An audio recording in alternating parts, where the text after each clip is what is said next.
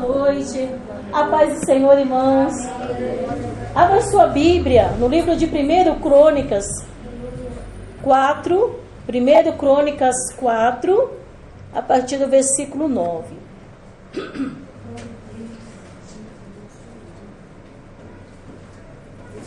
1 Crônicas 4, versículo 9.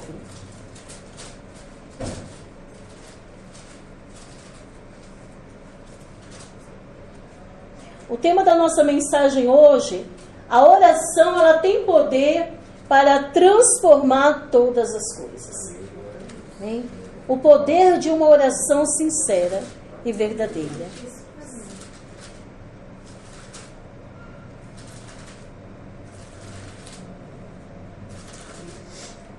Primeiro Crônicas 4, a partir do versículo 9. Diz assim: e foi Jabes mais ilustre do que os seus irmãos, e sua mãe deu-lhe o nome de Jabes, dizendo: portanto, com dores o dei à luz. Porque Jabes invocou o nome do Deus de Israel, dizendo: ó Deus, abençoa-me muitíssimo, amplia as minhas terras, seja a tua mão comigo, e me faz que do mal não seja eu afligido. E Deus concedeu o que tinha pedido. E Deus concedeu o que lhe tinha pedido. Podeis assentar, irmãos. Essa passagem já é uma mensagem muito conhecida, mas é uma palavra que o Senhor nos traz nesta noite. A palavra de Deus, ela nos conta a história desse homem, que o seu nome significa Jabes, homem de sofrimento, homem que causa dor. E ele era da tribo de Judá. E ele nasceu numa tribo, e nós vamos ler, deixa marcado, nós vamos lá em Gênesis 49.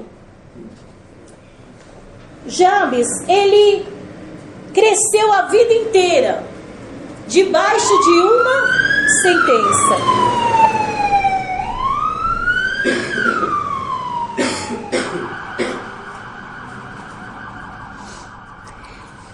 Gênesis 49, versículo 9. 8, a partir do versículo 8. Vamos recapitular aqui. Jabes, quando ele nasceu, a sua mãe foi um parto muito complicado. No momento da dor, ela coloca um nome sobre o seu filho que traria uma sentença desastrosa. Porque para os judeus, o nome ele traz um peso, um rótulo, que a vida daquela pessoa fica marcada. Um exemplo foi como Jacó. Jacó, quando nasceu, quando Raquel estava grávida, havia gêmeos, que eram Esaú e Jacó. E ela ora ao Senhor porque eles mexiam muito dentro do seu ventre. E o Senhor disse: existe aí dois povos, duas nações, e um levantará contra o outro. E quando Raquel vai dar luz, Jacó, ele coloca o braço na frente. Esaú, ele coloca o braço para frente. Então elas amarram, as parteiras, uma fitinha, para saber quem era o primeiro. Porque Raquel já sabia quem iria nascer. Só que ele recua a mão. E Jacó aproveita a oportunidade e sai. E ele ganha como nome de Jacó, que é enganador, ultrapassador. E ele passa a vida dele inteira trazendo aquele rótulo. E a vida dele toda foi conhecida. Quando ouvia-se o nome dele, dizia: esse homem é um trapaceiro, esse homem é um enganador. Mas já aqui em Gênesis 49, Jacó, ele chegou a uma fase na sua vida que ele não aceitava mais ser chamado como um homem enganador, aquele que trapassa, aquele que faz coisas erradas. Então, um certo dia, já a uma altura da sua vida, Deus havia abençoado muito. Ele passa toda a família dele, e havia uma grande batalha, porque Esaú estava vindo contra ele. E Esaú já vinha com um exército. E naquela noite ele passa a sua família, e ele decide ficar ali naquele vale, naquele monte, orando. Naquele dia ele tomou uma decisão: hoje a minha vida vai mudar. E é isso que nós temos que ter. Foi como Jabes. A nossa vida, há momentos na nossa vida que nós temos que tomar um posicionamento, uma atitude, uma decisão certa. Ou é tudo ou é nada. Não podemos ficar em cima do muro, vacilante, de um lado para o outro. Então ele disse assim: não, chega, eu não quero mais ser conhecido como um homem enganador. Eu quero ter minha história mudada. E a Bíblia diz que ele lutou com o Senhor. Ele passou a noite ali lutando com o Senhor, com o anjo do Senhor, até que o anjo do Senhor: me solta, a alva já está chegando. Ele disse: eu não te largo enquanto você não me abençoar. Foi ferido na coxa, mas ali ele lutou com o Senhor.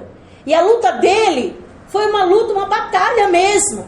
E ali ele lutou em oração. E o anjo do Senhor fala: o que você quer? Ele disse: eu quero que o meu nome seja mudado. E o anjo do Senhor disse para ele: olha, a partir de hoje, eu mudo a minha história. E naquele dia ele falou assim: o teu nome não é mais Jacó, mas será Israel. E agora, já na sua velhice, chegando na sua morte, ele entende o poder da bênção, de abençoar os filhos. E aqui sobre Judá, ele declara uma bênção. Versículo 8: Judá, a ti te louvarão os teus irmãos. A tua mão será sobre o pescoço dos teus inimigos.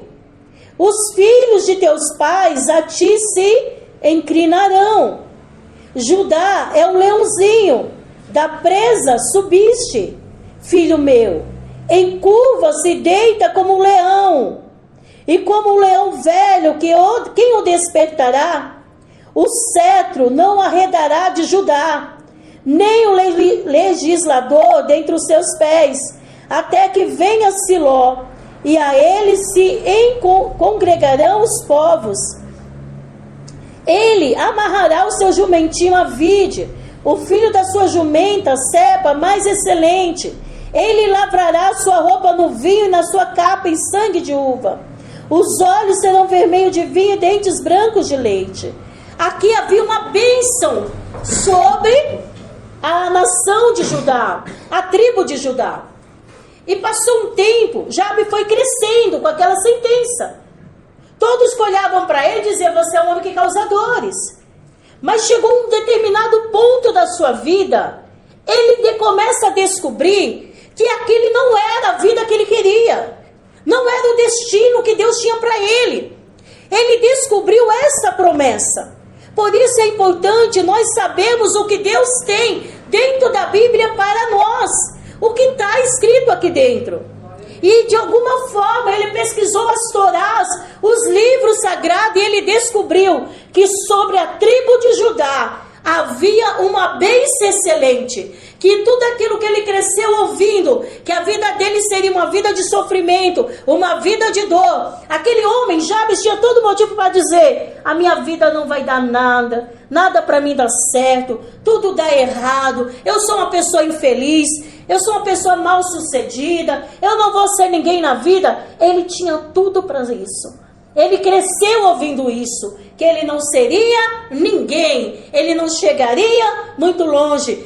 Ele era um homem que por onde ele passasse, haveria sempre um rastro de sofrimento e dor. Mas o dia que ele descobriu que aquilo era uma sentença humana, mas que a sentença de Deus, o que Deus tinha para ele, não era aquilo que eles falavam, mas era algo muito maior, então ele se posicionou. Nós não podemos ser rotulados e nem aceitar os rótulos que as pessoas tentam colocar em nós. O que nós temos que viver e aceitar na nossa vida é o que a Bíblia diz ao nosso respeito e a promessa que Deus tem para a nossa vida. E naquele dia, ele descobriu que ele não nasceu para trazer sofrimento, mas para trazer uma vida feliz. Judá significa louvado, exaltado, que era um povo que trazia alegria.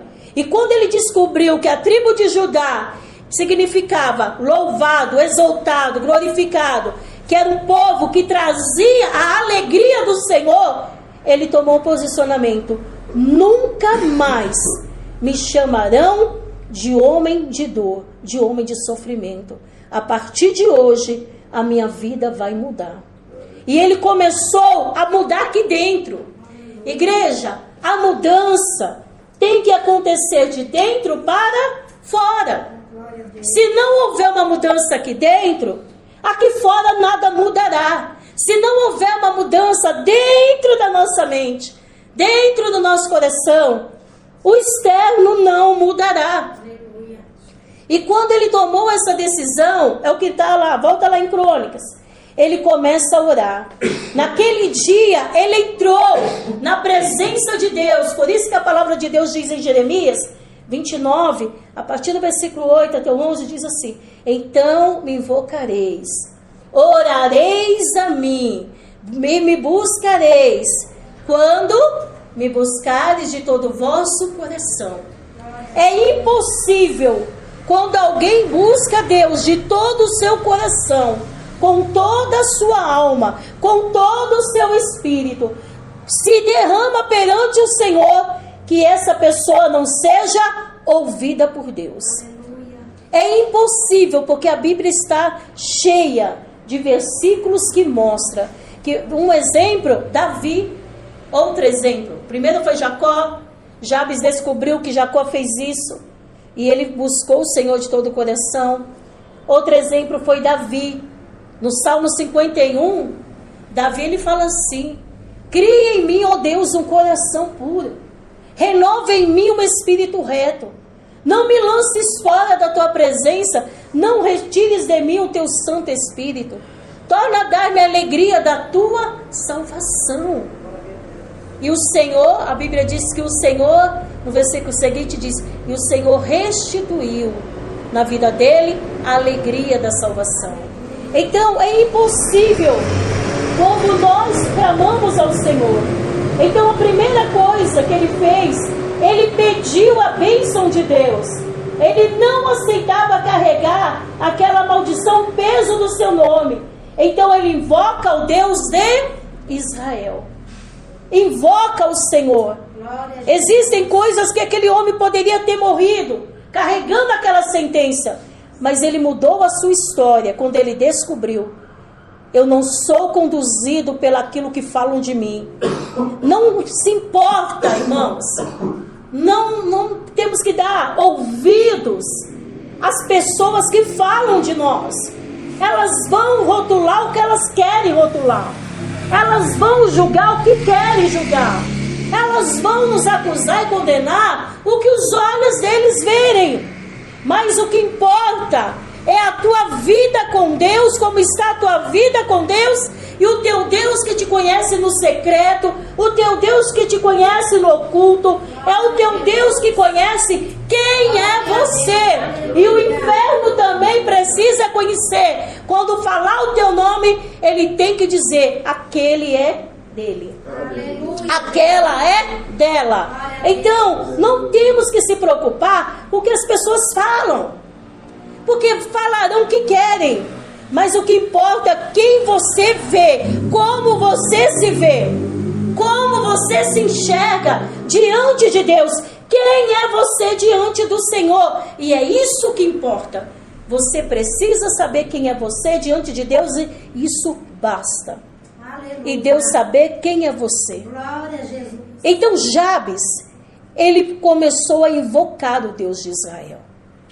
E não pensa que foi da noite para o dia. Quando a gente lê a Bíblia, parece que foi assim: ele disse: ó Deus, eu descobri a tua bênção, abençoa a minha vida, e não passa de mágica. Não, porque a mudança começou a acontecer aqui dentro dele. Aleluia. Ele entendeu. E aqui diz: e foi Jabe mais ilustre do que seus irmãos. Ilustre significa digno de louvor, notável. Ele cresceu dentro de uma família sendo desprezado, sendo deixado de cantinho. Mas ele pensou: peraí, podem me deixar de cantinho, pode fazer isso comigo, me deixar, né, de reserva.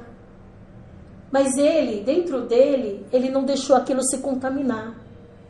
Dentro dele, ele não permitiu que a mágoa, que o ressentimento, que a solidão, a rejeição entrasse dentro dele. A Bíblia diz que ele, que era um homem rotulado como homem de dor, se tornou mais ilustre do que os outros, que tinha um nome lindo, maravilhoso, abençoado, mas ele decidiu. A palavra de Deus, que Deus quer nos ensinar hoje. Deus tem promessa para nós. Mas quem toma posse dela tem que ser uma decisão. Eu quero, eu decido, eu vou viver o que Deus tem para minha vida. Então, a Bíblia diz que de todos os irmãos dele, ele não se permitiu ser considerado coitadinho. Ele não se sentia pena dele. Ai, eu não sou ninguém, pena de mim, coitado de mim. Olha o que fazem comigo. Eu nasci para sofrer. Não, ele tomou a decisão. Eu vou mudar a minha história. Eu vou fazer da minha vida algo diferente. E ele tomou aquela decisão. Então, irmãos, a ajuda dos céus, nós já temos a promessa. Mas cabe eu e você buscar. Glória a Deus. Deus já falou, está aqui. Mas você tem que querer. Cabe eu querer. Cabe você querer. E tomar posse daquilo que é teu. Ele se tornou mais ilustre, mais brilhante. Ele se levantou diante de uma situação que era uma sentença. Hoje para nós, irmãos, o nome não só causa bullying nos dias de hoje. Mas naquela época era difícil. Era uma sentença. Hoje quantos nomes estranhos tem? Que é até difícil de pronunciar. Mas são nomes. Mas naquela época, para os judeus, o nome tem um peso. Mas ele decidiu que a vida dele mudaria. Então ele pediu a bênção de Deus. A Bíblia diz que ele invocou o Deus de Israel. Jeremias 33:3 diz o quê? Clama-me e responder-te-ei. Anunciar-te-ei coisas grandes e firmes que não sabes. Ele começou a clamar, e ele começou a buscar e pedir ao Senhor: Senhor, eu quero viver o que o Senhor tem para minha vida. Eu quero viver as promessas que um dia o Salmo 139 diz que antes de eu nascer, a minha história foi escrita por ti. Eu quero conhecer a tua grandeza, a soberania, as tuas maravilhas, aquilo vem acontecer na minha vida. Ele começou a orar a palavra, e é por isso que eu falo sempre a mesma coisa. A importância de você conhecer a palavra e orar a palavra e reviver as promessas de Deus. Quando ele descobre que havia uma bênção sobre Judá, ele reivindica aquela bênção para ele. Então ele clamou. Mateus 7:7-8, Jesus disse: pedi, pedi, dá-se-vos-á. Todo aquele que pede, recebe; o que busca, encontra; o que bate, se abre. Pede ao Senhor. Fala: Senhor, eu estou vivendo isso, mas eu quero viver o teu plano. Senhor, eu sei que é algo grande. Não é isso que o Senhor tem para a minha vida. O que eu estou vivendo hoje ainda não é o que o Senhor tem para mim. Eu quero viver o que está escrito. Eu quero viver tuas promessas, teus planos, tuas maravilhas. Eu quero viver a minha história que o Senhor escreveu. Clama ao Senhor. Qual é a área que você precisa tirar esse rótulo e viver uma nova história, de cabeça erguida, uma vida? Ele clama, pedindo a primeira bênção. Ele pede que o Senhor o abençoe. Ele invocou o Deus de Israel, dizendo: ó Deus, abençoa-me. E não foi pouco, abençoa muitíssimo. Você tem que ter ousadia de espírito, porque a bênção ele sabia que já tinha. Mas ele falou: Senhor, eu quero ser abençoado muitíssimo. Eu quero viver tudo aquilo que eu nunca vivi na minha vida. Eu quero ter, Senhor, e ver a tua mão trabalhando sobre mim. Ele clamou ao Senhor. Ele estava cansado de viver uma vida sobrecarregada, frustrada. uma vida paralisada, uma vida monótona, uma vida sem sentido. Nós não podemos, irmãos, viver essa vida. Nós temos que viver. A palavra do Senhor diz que Deus tem novidade de vida. Já está escrito, então, que o Senhor nos dê a sabedoria para buscar. Senhor, me ensina a orar. Nós temos que pedir ao Senhor: Senhor, me ensina a orar de acordo com a Tua palavra, a Tua vontade, para poder usufruir de todas as promessas que estão escritas. Então ele não queria ser abençoado, porque abençoado ele sabia que poderia ser, ele queria algo diferente, algo que toda em sua vida ele nunca viveu.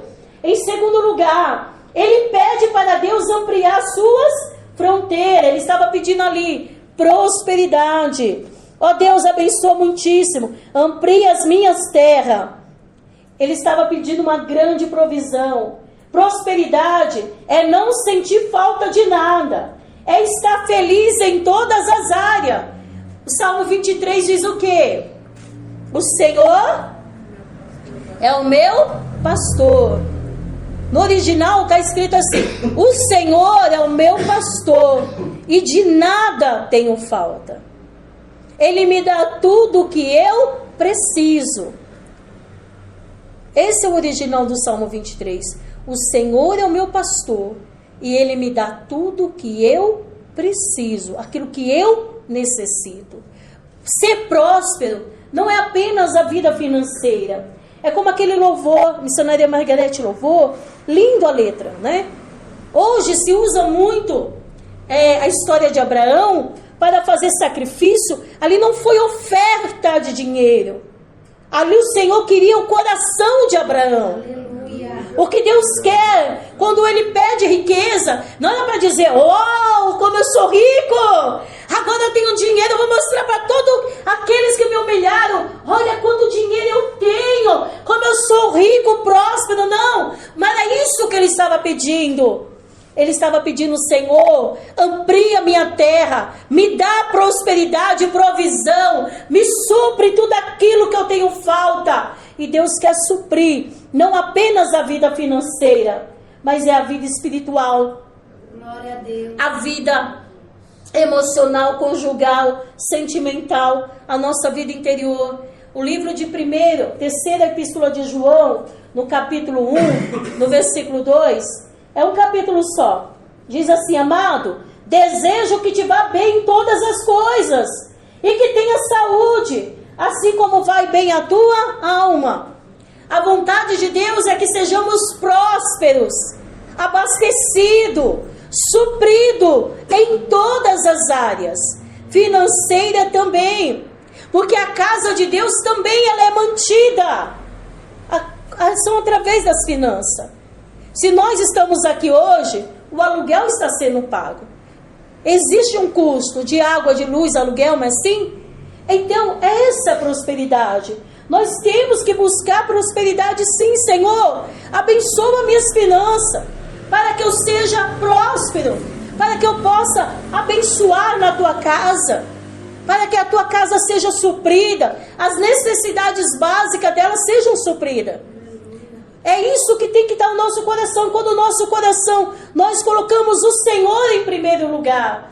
Aqui ele não estava pedindo uma bênção para mostrar para as pessoas, jogar na cara das pessoas, se vingar delas, não. Ele só queria usufruir daquilo que era um direito dele. E a palavra de Deus diz que tudo aquilo que a gente pede segundo a vontade de Deus, o Senhor nos ouve. É segundo a vontade de Deus. Então ele pede que amplie minhas terras. Em terceiro lugar, algo muito importante que ele pede: a presença de Deus, que a tua mão esteja comigo. Ele pede: Senhor, olha, que a tua mão, ó Deus, abençoa muitíssimo, amplia minha terra, seja a tua mão comigo. Irmão, se a presença de Deus não estiver conosco, de nada valerá. A presença de Deus na nossa vida tem que estar em primeiro lugar. Jesus, ele disse: ó, buscai o reino de Deus e a sua justiça, e buscar em primeiro lugar o reino de Deus e a sua justiça, e todas as demais coisas vos serão acrescentadas. Deus tem que estar na minha vida, na tua vida, em primeiro lugar. Ele tem que ser o centro de tudo. A presença dele tem que ser constante na nossa vida. Nós temos que priorizar Deus em primeiro lugar. Deus tem que estar à frente da nossa vida, como Deus esteve à frente do exército de Josafá, como Deus esteve na palavra de abertura, quando Samuel edifica, eles vão para uma guerra, tem uma batalha. Quando eles colocaram Deus em primeiro lugar, o Senhor deu vitória. Deus tem que estar na nossa vida. E ele pediu, de nada adiantaria a vida dele ser transformada se Deus não estivesse em primeiro lugar. Então, a presença de Deus, ela é tudo. A presença do Senhor, a mão do Senhor, como diz Isaías. Isaías 41, se eu não me engano, 10, diz assim, não temas porque eu sou contigo. Né? Não te assombre porque eu sou o teu Deus. Eu te ajudo, te sustento, te fortaleço com a destra da minha justiça. Torre forte, em Provérbios 18, 10 diz, torre forte é o nome do Senhor, para ela o justo corre e estará em segurança. A mão do Senhor, nós temos que pedir, Senhor, segura firme na minha mão, caminha comigo, anda comigo, me faz, Senhor, vencer as batalhas do dia a dia. E em quarto lugar, ele pede a proteção de Deus. Seja a tua mão comigo e faz que do mal não seja eu afligida. Ele tinha vivido muitos males. Mas ele falou, Senhor, eu peço a tua proteção. E o Salmo 46, ele diz, Deus é o nosso refúgio, fortaleza, socorro bem presente na hora da angústia. O Senhor, ele estava pedindo, Senhor, me protege, me guarda dos males. Senhor, me guarda das investidas do inimigo, me guarda da língua fraudulenta, Isaías 54, 17. Toda arma forjada contra a tua vida não prosperará. Toda língua que se levantar em juízo, Deus condenará. Esta é a herança do santo. Nenhum mal nos sucederá. Praga nenhuma chegará na minha tenda. Sabe? Nós temos palavra, nós temos orações que o Senhor nos deu. Que ainda que vindo, Isaías diz que vindo o inimigo, Isaías 59, 19, diz assim, 21, vindo o inimigo como corrente de água. Você já viu aquelas ondas violentas, que ela vem derrubando tudo? Mas o Senhor diz, vindo o inimigo como correntes de água, mas o Espírito do Senhor alvorará contra ele a sua bandeira. Imagina você aqui, vem aquela onda violenta, o Senhor coloca como um muro. Ou seja, você é protegido, guardado pela mão forte do Senhor. Então, essas bênçãos, ele pediu ao Senhor, ele pediu a bênção de Deus, ele pediu provisão, ele pediu proteção, que a presença de Deus estivesse com ele. E olha a resposta. E Deus concedeu o que tinha pedido. O que você veio buscar hoje? Qual é o teu pedido? Qual é o teu clamor? Quando você saiu da tua casa hoje, com que objetivo você saiu? Qual foi a oração que você fez ao Senhor? Qual é o pedido que você veio para a casa do Senhor hoje e está no teu coração para colocar diante dele? Jabes foi diante de Deus, ele foi com a certeza que naquele dia ele iria buscar e ele iria receber. E a vida dele seria mudada e transformada. Jabes sabia que naquele dia ele iria sair daquela oração com a resposta na sua mão. E é essa convicção que eu e você temos que ter quando viemos na casa do Senhor. Senhor, eu estou indo para a tua casa, eu vou colocar esta causa diante do teu altar, e eu sei que o Senhor me responderá. Essa é a certeza que nós temos que ter no nosso coração, que você vai colocar diante de Deus a sua causa, e o Senhor trará a resposta necessária. Porque não existe clamor sincero que não haja resposta. Não existe um coração quebrantado que Deus não ouça. Não existe alguém que peça ao Senhor que no seu devido tempo Deus traga a resposta. E essa é a palavra de Deus para o teu coração. Amém? Vamos aplaudir ao Senhor. Se coloque de pé no seu lugar.